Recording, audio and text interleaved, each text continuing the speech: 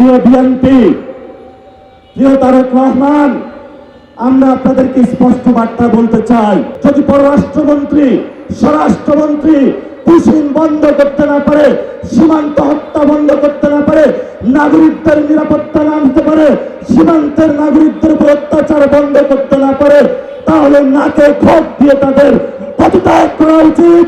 আর যদি তারা সসম্মানে পদত্যাগ না করায়, তাহলে তোমাকে টেনে হিচড়ে আমরা বাংলার মাটিতে পদত্যাগ করাবো। আপনার যদি মুজিববাদে যাওয়ার ইচ্ছা হয়, আপনি আওয়ামী লীগ থেকে বড় মুজিববাদী হইতে পারবেন না। আমরা আপনাকে হুঁশিয়ার করে দিচ্ছি, আপনি যদি মুজিববাদের পথে হাঁটেন, এই পথ বাংলাদেশের জনগণের পথ নয়, মুজিববাদী শক্তির সাথে কঠিন যুদ্ধ হবে ইনশাআল্লাহ। সেই যুদ্ধে যদি বিএনপি বা আপনারা যদি মুজিববাদের পক্ষে থাকেন, 24-এর গণঅভ্যুত্থানে যদিও আপনারা আমাদের সাথে রাজপথে ছিলেন, আমরা সেখানে আপনাদের সাথে কোনো কম্প্রোমাইজ করব না। আগামীর এই লড়াই আমরা সরকারকে বলবো,